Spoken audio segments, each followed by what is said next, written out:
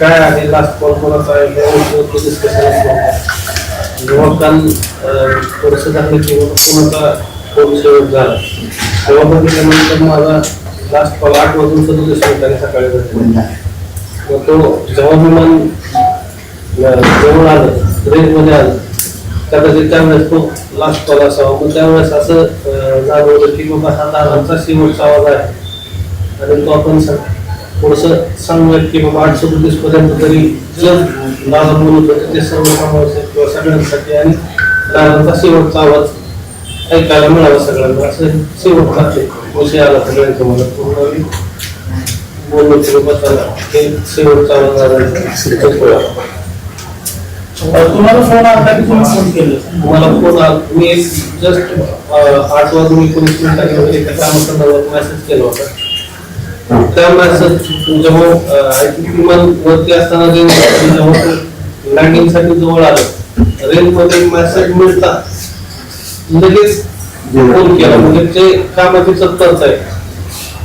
अगदी विमानात असताना सुद्धा किंवा माझ्यासारखे फार काही इम्पॉर्टंट नव्हतो मी किंवा त्या लँडिंगच्या टायमिंगला मला फोन करावा किंवा काय, पण तरी प्रत्येक मेसेजला फोन करण्याचं किंवा प्रत्येकाला रिप्लाय देण्याचं त्यांचं जे स्वभाव आहे त्याच्यानुसार त्यांनी तो लास्ट कॉल 8:37 केला.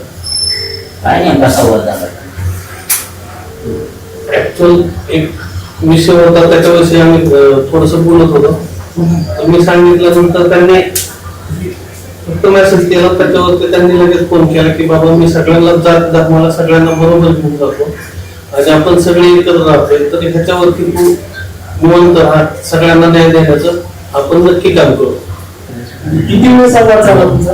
1 मिनिटाचं बोलणं.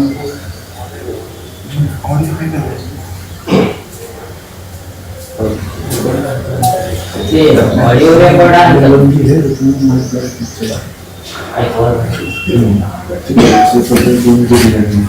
ऑल रेकॉर्ड ऐकण्याचा विषय आमचा हा आहे की दादा अगदी फ्लाईट मध्ये असताना ज्यावेळेस ते रेंज मध्ये आले त्यावेळेस देखील एखादा सर्वसामान्य कार्यकर्त्यांनी जरी त्यांना संपर्क करायचा प्रयत्न केला तरी ते रिस्पॉन्ड कसे करत होते किंवा त्यांची भावना काय असायची त्या एखाद्या मेसेजवरून किंवा विषय तत्परतेने त्या कार्यकर्त्याशी बोलायच्या संदर्भात.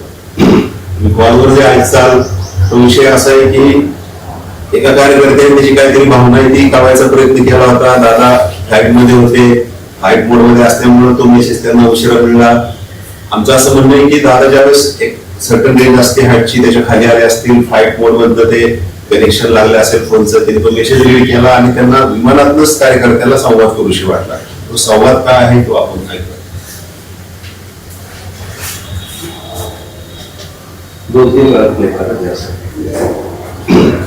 माहिती नसतं काही नसतं.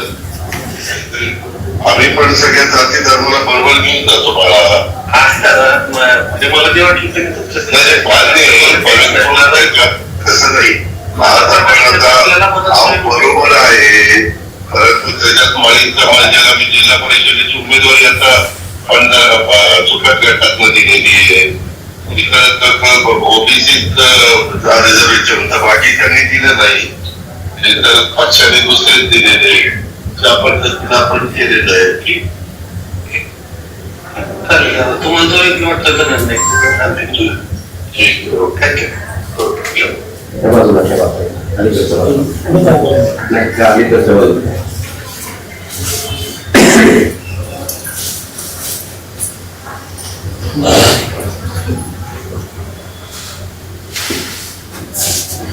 माहिती नसतं काही नसतं काहीतरी.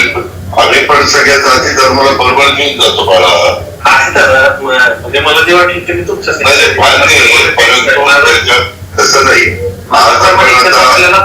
बरोबर आहे, परंतु त्याच्यात माळी समाजाला मी जिल्हा परिषदेची उमेदवारी आता चुकत गटात दिलेली आहे. ओबीसीत रिझर्वेशन तर बाकीच्यांनी दिलं नाही, तर पक्षाने दुसरेच दिलेले आहे. त्या पद्धतीनं आपण केलेलं आहे की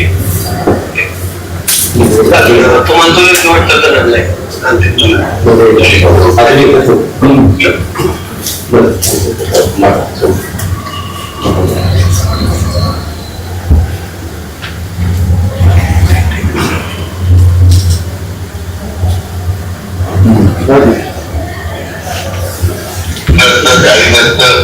काहीतरी आम्ही पण सगळ्या जाती धर्माला बरोबर घेऊन जातो बाळा.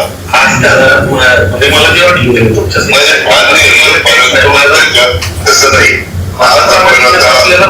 बरोबर आहे, परंतु त्याच्यात ज्याला मी जिल्हा परिषदेची उमेदवारी आता गटामध्ये नेली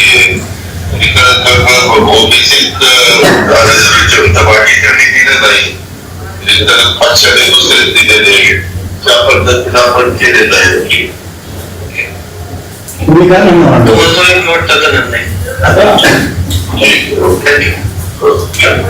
यामध्ये असा प्रश्न आहे की तुम्ही म्हणताय दादांना मेसेज केला आणि त्यानंतर दादांचा मला संपर्क झाला. तुम्ही काय मेसेज केला होता आणि जर दादांचा तुमचा संपर्क झाला तर आपण संवाद साधताना हॅलो म्हणून संवाद साधतो तुमचा, तर तिथून का नाहीये तुम्ही दादांचं जे बोलणं ऐकतो ते अर्धच आहे का किंवा सगळं ऐकत नाही असं काय आहे का? तुम्ही महत्वाचा मेसेज काय केला?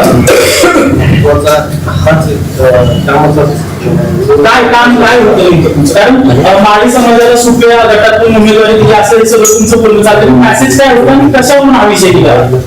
निवडी संदर्भातलाच होता, थोडंसं मेसेज. निवडी संदर्भात म्हणजे कोणती निवड? आणि अर्धवटच का कॉल रेकॉर्डिंग दाखवतं? संपूर्ण दाखवतं जिथनं व्हायस नंतर त्यांनी रेकॉर्डिंगचा पण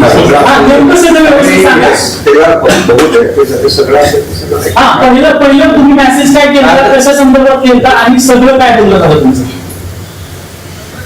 मेसेज काय करतो तुमच्यातून चालू होते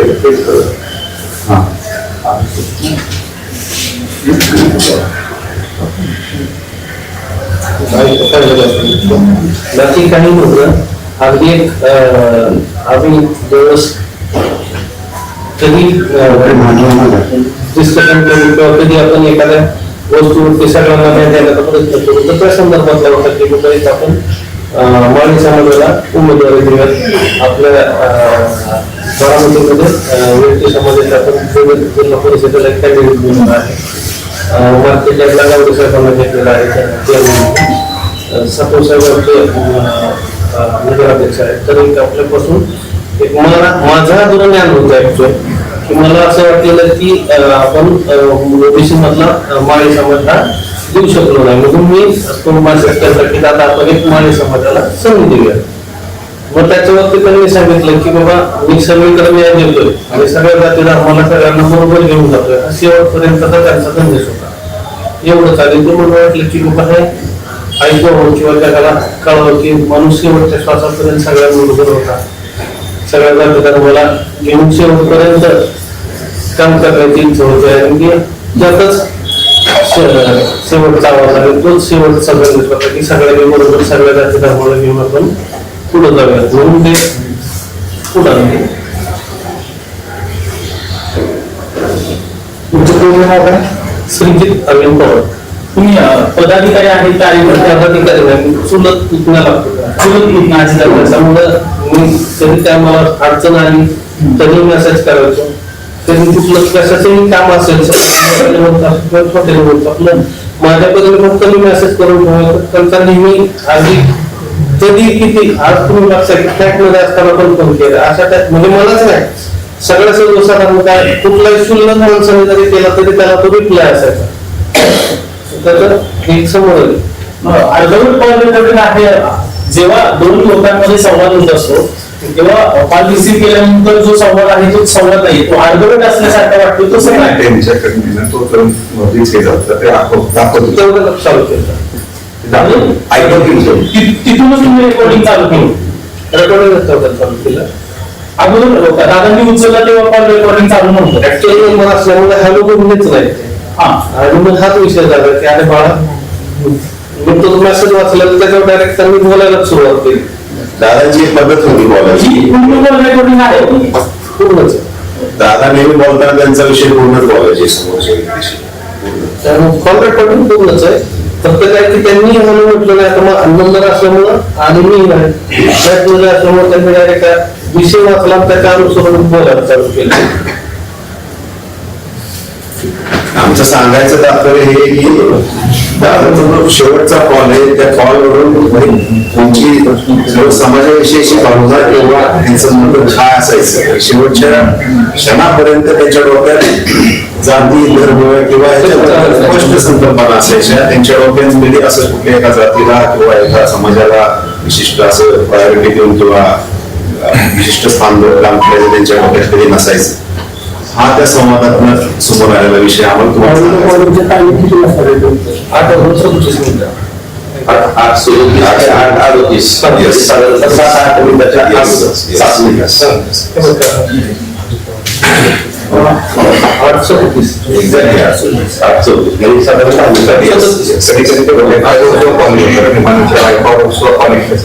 कदाचित फ्लाईट ज्यावेळेस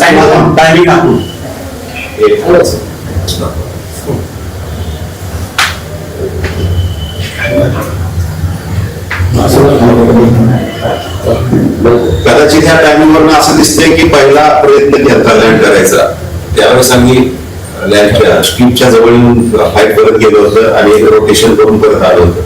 त्याला एक 10 मिनिटाचा स्कॅन द्यायला होतं. 8 ब्लैक बॉक्स में 8 से 6 एवरी टाइम। आपका नाम हिंदी में बताइए और आपने जो कॉल पर बात की एडिटर से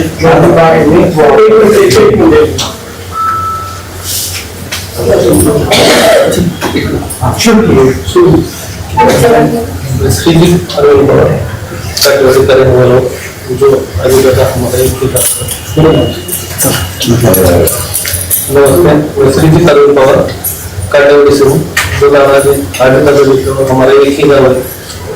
तो जब भी हम कुछ इम्पोर्टेंट टॉपिक होता था तो एक दूसरे कभी दिन में मैसेज करता था तो रिप्लाई आ जाता था कि होगा नहीं होगा, अगर नहीं होगा तो उसी वक्त नहीं होगा करके बोलते थे। ऐसे ही टॉपिक पे मैंने मैसेज किया था तो दादा ये हमें लगता है कि करना चाहिए।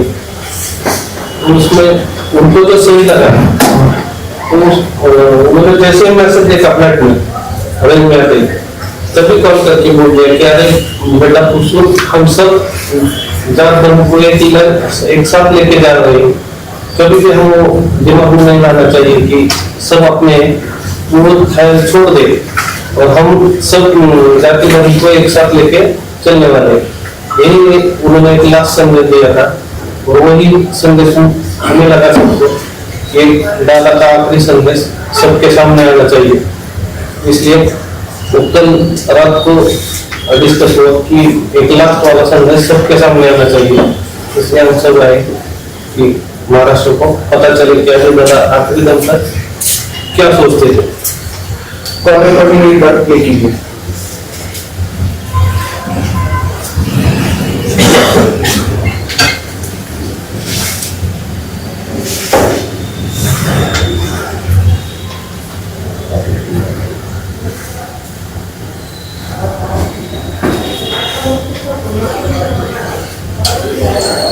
माहिती नसतं काहीतरी आम्ही पण सगळ्या जाती धर्माला बरोबर घेऊन जातो मला मला जेव्हा तसं नाही बरोबर आहे, परंतु त्याच्यात मला मी जिल्हा परिषदेची उमेदवारी आता पण सुप्रीम कोर्टात दिलेली आहे। ओबीसीत रिझर्वेशन होतं, बाकीच्यांनी दिलं नाही, पक्षाने दुसरेच दिलेले त्या पद्धतीनं आपण केलेलं आहे की तुम्हाला जो योग्य वाटतं निर्णय थँक्यू।